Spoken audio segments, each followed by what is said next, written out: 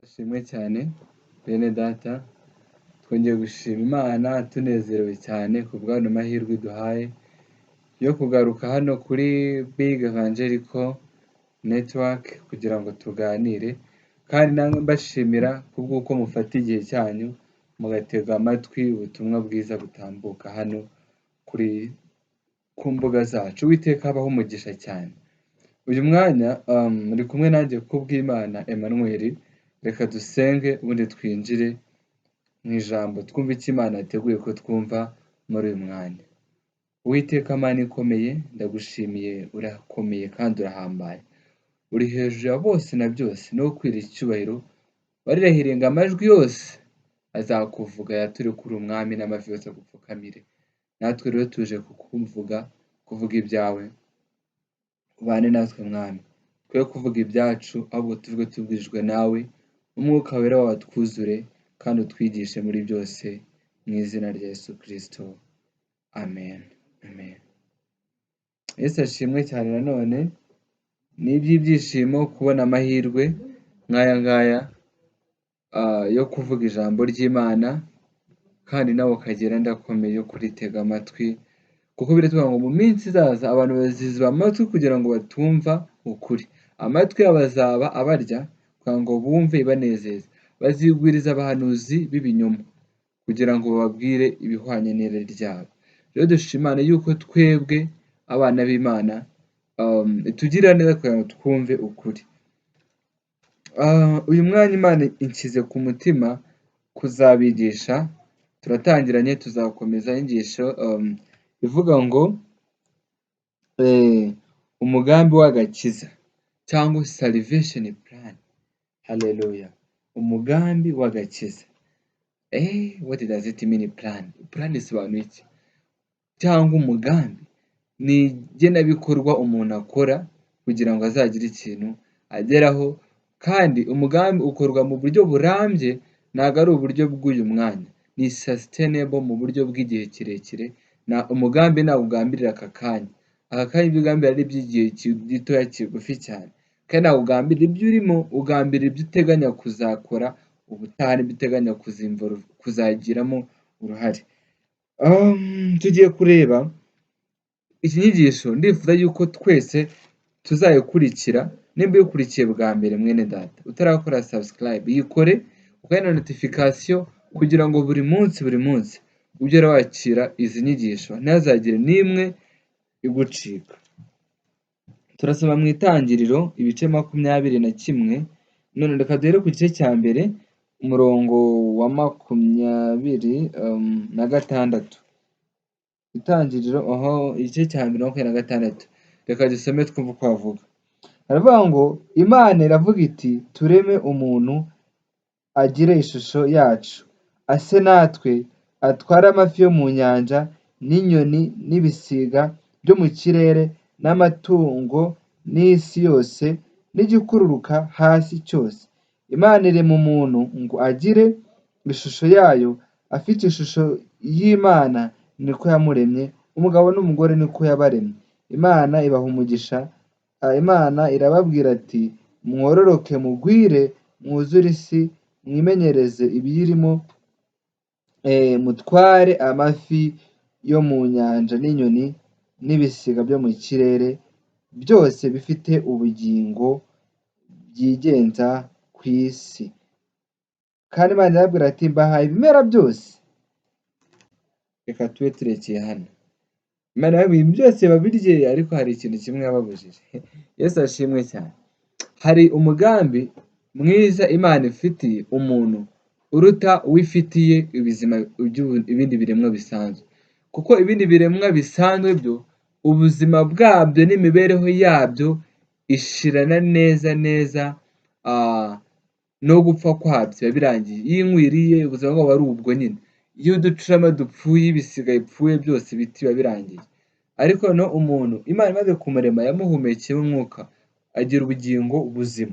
Ubwo bugingo rero nibwo bumutandukanya n'undi n'ibindi, kuko ikindi imaze kumurema imuha umugambi, ifite umugambi wo kugira ngo ase nayo, kandi atware, kandi anategeke, ayihe icyubahiro, anayiramye.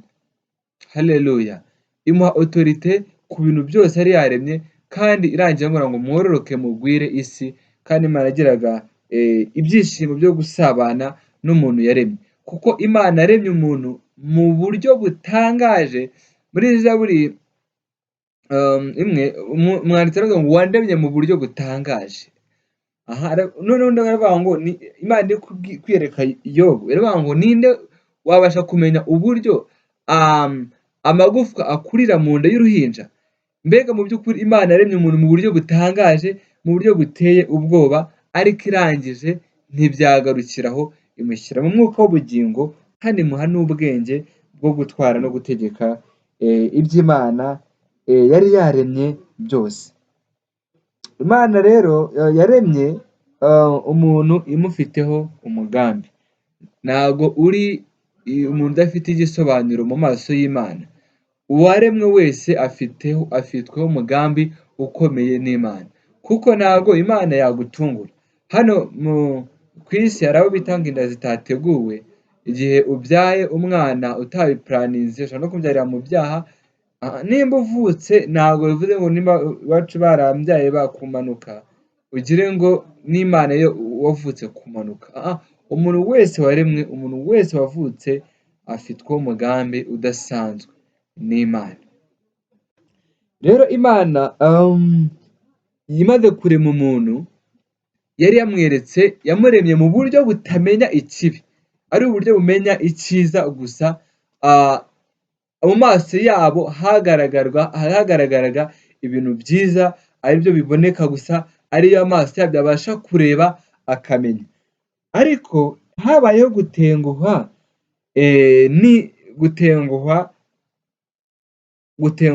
umuntu yatengushye Imana. Reka dusome Itangiriro ibice 3 umurongo wa 1 n'uwa 7 turebe. Ariko mbere ko tuhasoma turaza kosa mu kanya, reka dusome mu Byahishuwe 12 umurongo wa 11 na 2 turebe uburyo Satani yirukanwe mu ijuru, kuko yari yivumbuye ku Mana. Tubona ko yishyire hejuru y'ibyitwa Imana. Aravuga ngo nzafata intebe yanjye nyishyire hejuru y'inyenyeri, ngo mbese mu by'ukuri nzaba isumba byose. Yishyira hejuru y'umuremyi we. Uko kwishyira hejuru k'umuremyi we rero nibyo byatumye amanuka hasi. Hano mu gice cya 12 reka 11 aravuga ngo reka dusome ibice 12 turasoma ku murongo wa 1 none wa 11 tugeze ku 12. Aravuga ngo nabo, reka dore kwa 10, numva ijwi rirenga rivuga mu ijuru riti, noneho agakiza karasohoye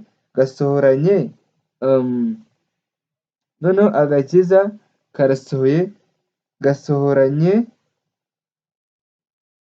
n'ubushobozi bw'ubwami bw'Imana yacu n'ubutware bwa Kristo wayo, kuko umurezi wa bene data ajugunywe hasi, wahoraga abarega ku manywa na nijoro imbere y'Imana yacu. Nabo bamuneshesheje amaraso y'umwana w'intama n'ijambo ryo guhamya kwabo. Nibakunda amagara yabo, nibanga no gupfa. Nuko rero wajuwe, namwe abaririmo nimwishime. Naho wasi wowe ugushije, nawe wa nyanja we mugushije ishano, kuko Satani yamanukiye afite umujinya mwinshi, azi yuko afite igihe gito. Reka tuganire hano kuri jambo. Mu ijuru habaye ibyishimo, kuko Satani wajya guteranya abantu, abamarayika bo mu ijuru n'Imana, yabakuwemo ajugunywa mu isi. Ariko bavuga ngo wasiye wowe ugushije ishano, kuko Satani akumanukiye afite umujinya, afite uburakari, kuko azi ko afite igihe gito. Uwo Satani rero amanukanye umujinya n'uburakari, niwe rero waje mu ishusho y'inzoka aza kurwanya ikiremwa cy'Imana. Yari akuwe mu ijuru kubw'ibyaha bye, ariko kugira ngo ababaze Imana, ashaka gutanya ikiremwa cy'Imana. Satani ntabwo ari kujya kugusha inka, ntabwo ari kugusha intare n'inzovu n'iki, kuko ibyo ngibyo ntabwo byari biri mu ishusho by'Imana, byari ibiremwa by'Imana Imana itahaye agaciro gakomeye ko gushyira mu ishusho yayo. Rero Satani mu kumanurwa yazanye umugambi mubi cyane wo kuzavuga ati nanjye akubita agatoki ku kandi ngo nanjye buriya bumwe n'ikiremwa akunda, nanjye nzaza nkwereke, nanjye nzabarwanya, sinzakundira ko babana neza n'uwo muremyi wabo ari we Mana, ngo umuntu abane neza n'Imana. Reka dusome propaganda cyangwa ubugome bwa Satani mu itangiriro ibice 3 umurongo wa mbere kugeza ku wa 7 havuga ngo inzoka yoshya Adamu yoshya Eva. Inzoka yarushaga uburiganya inyamaswa zo mu ishyamba zose Uwiteka Imana yaremye. Ibaza uwo mugore iti ni ukuri koko Imana yaravuze iti ntimuzarye ku giti cyose cyo muri iyi ngobyi? Uwo mugore arayisubiza ati imbuto z'ibiti byo muri iyi ngobyi twemerewe kuzirya, keretse imbuto z'igiti kiri hagati y'ingobyi nizo Imana yatubwiye ati ntimuzazirye, ntimuzazikoreho mutazapfa. Iyo nzoka ibwira umugore ati gupfa ntimuzapfa, kuko Imana izi yuko umunsi mwaziriyeho amaso yanyu azahweza mugahinduka nk'Imana mukamenya ikibi n'icyiza. Uwo mugore abonye yuko icyo giti gifite ibyo kurya byiza kandi ko ari icy'igikundiro kandi ko ari icyo kwifuriza kumenyesha umuntu ubwenge, asoroma ku mbuto zacyo arazirya, ahaho n'umugabo we wari kumwe nawe arazirya. Amaso yabo bombi arahweza, bamenya yuko bambaye ubusa, badoda ibibabi by'imitini biremera ibicocero. Hano Imana imaze kubarema arababwira ati ibi bintu byose murabyemerewe. Mu gice cya mbere umurongo wa 40 aravuga ngo kandi inyamaswa byose yo mu isi n'inyoni n'ibisiga byo mu kirere n'ikintu cyose gikururuka ku isi gifite ubugingo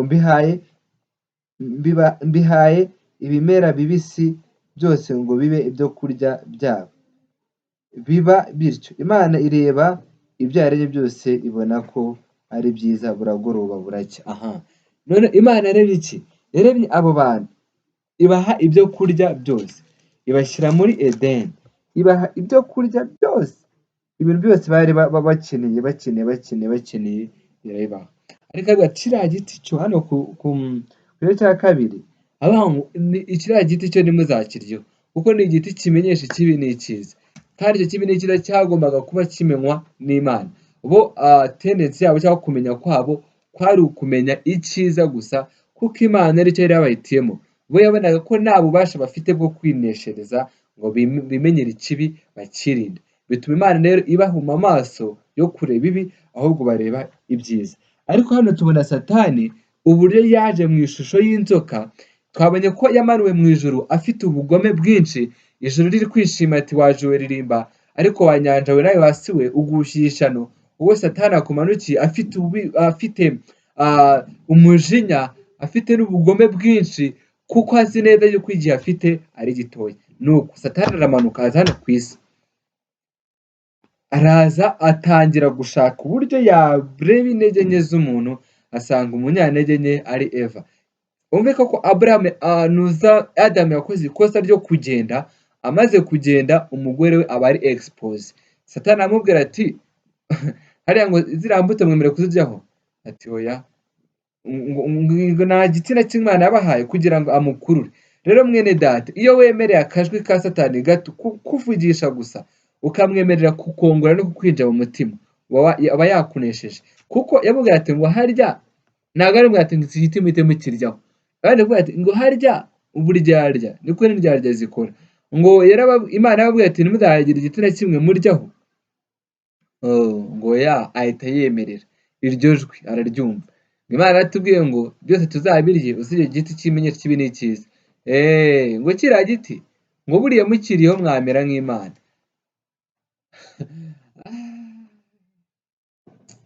Satani ni ububi bwe. Satani ni umunyabinyoma, ahora abeshya. Niwe muntu, nicyo kiremwa gifite ibinyoma mu kanwa kabyo. akibumbura umunwa aba agiye kuvuga ibinyoma. Satani akibumbura akanwa nta kuri afite muri we, afitemo ibinyoma. Yaramubwiye ati iki giti noneho ahita yicishwa uburiganya na Satani, ahita areba icyo giti, uzi ko kiriya giti koko ari cyiza, ahita areba uburyo ari bw'igikundiro kandi ari cyo kwifuriza umuntu kumenya icyiza n'ikibi, ati iki ni cyo giti. Nubwo nariye kuri iki giti nampombye, isi yaba yarankize. Kwa kundi mwimize banga isi iraryoshye, ngo isi yaragusiye kuba udasambana, kuba udafite ibi n'ibi n'ibi n'ibi. Rero mwene data nkubwira, ntuziyemerere Satani kukwinjizana akantu n'akanya gato. Isegonda rimwe Satani yinjiye mu mutima wawe, aguteza igihombo gikomeye cyane cy'iteka ryose. Imana ijya itubabarira ibyaha byacu, ariko ingaruka z'ibyaha zitugeraho. Satani yashutse Adamu na Eva, ababyeyi bacu baremera. Uko kwemera rero byatumye habaho kwicuza gukomeye n'iyi miruho yose yagiye iza. Uyu munsi reka ducumbikire hano, tuzakomeza tugenda tuganira kuri ino nyigisho. Ndashaka ko tuzayiga mu gihe gitoya nubwo ari ngari. Tuziga ubutaha uburyo umuntu yahise atandukanywa n'Imana, turebe uburyo umugambi wo kungwa n'Imana watangiye, turebe n'uburyo agakiza kabonerwa muri Kristo. Inyuma rero yo kwakira agakiza kabonerwa muri Kristo, tugende kuko nk'abamenye Imana. Haleluya! Umugambi wo kungwa n'Imana. Rero ubu ngubu aka kanya Adamu yahise atandukanywa n'Imana, we na Eva, kuko bakoze icyo Uwiteka yababujije. Reka mbabwire mwene data, nimba Uwiteka akubujije ikintu, iki ni kibi, iki ni kibi, ntugikore. Icyo kintu ntuzagikore. Imana ivuga ati iki kintu ni kibi mwana wanjye, ntuzigere ugikora. Satani azaza korohereza kubwira ati ugende gutya byo nta kibazo. Ariko nimba Imana ivuga ati iki kintu ni kibi, icyo kintu ntuzagikore, ni kibi. Kuko akaga isi ifite ni uko Adamu n'umufasha w'Imana yamugeneye ari we Eva batumviye Imana, bakora icyo Uwiteka yabujije. Ibyo bintu uko kutumvira rero niko akaga isi ifite. Rero uko utumvira Imana no gusuzugura Imana, kukumvira ibinyoma bya Satani, nibyo biteza akaga no kurimbuka. Yesu ashimwe cyane. Reka dusenge Imana, ariko ufate umwanzuro bonyine dusoza ino session ya mbere y'inyigisho, kutumvira Satani. Kandi ibyo Imana ikubwiye ubifata uko strictly. Mu gisirikare we ngo uca nyine, ubwo ni ugucaho nyine, ubwo ni huca. Niba ari ngo ukora iki, icyo kintu ari cyo ukora. Ube ubuzima bwumvira Imana, kandi uzi ko butegereza Imana busoze icyo Uwiteka yakubwiye. Uwiteka bw'umugisha rero, wakoze kubana nanjye, wari kumwe nanjye kubw'Imana Emmanuel. Tuzakomeza ino nyigisho tuganira umugambi w'agakiza. Tumaze kubona uburyo Imana yakuremye umuntu igufiteho umugambi mwiza. Tuza no kureba uburyo rero umuntu Imana yaremanye umugambi mwiza wayo yaje gutenguha,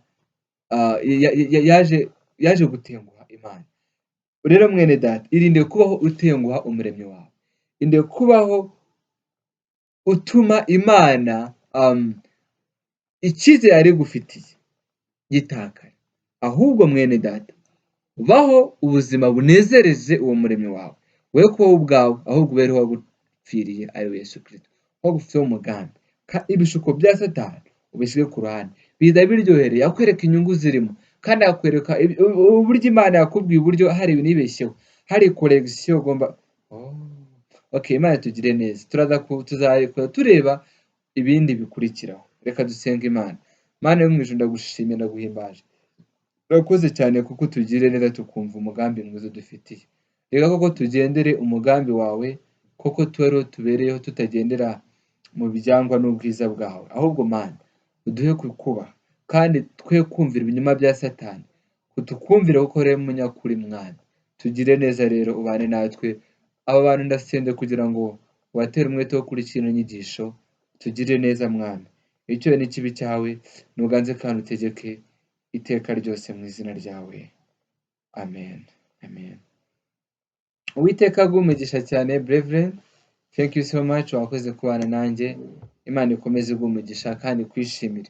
We like you. Turakunda cyane Big Evangelical Network Ministry, cyane cyane na channel zacu dukoresha. Mujye mudukurikira kandi muduhe n'ibitekerezo n'inyunganizi. Mwamamagara kuri nimero zanjye ni 079 122 860. Ziri no kuri WhatsApp cyangwa ukandikira kuri email Emmanuel kubwimana 535@gmail.com cyangwa se ukadukandikira muri comment zacu na YouTube mugakomeza mutuganiriza. Imana ibahe umugisha cyane. We love you so much. Imana ibahe umugisha. Mwakoze kandi mujye mugira uruhare rwo gusangiza ubutumwa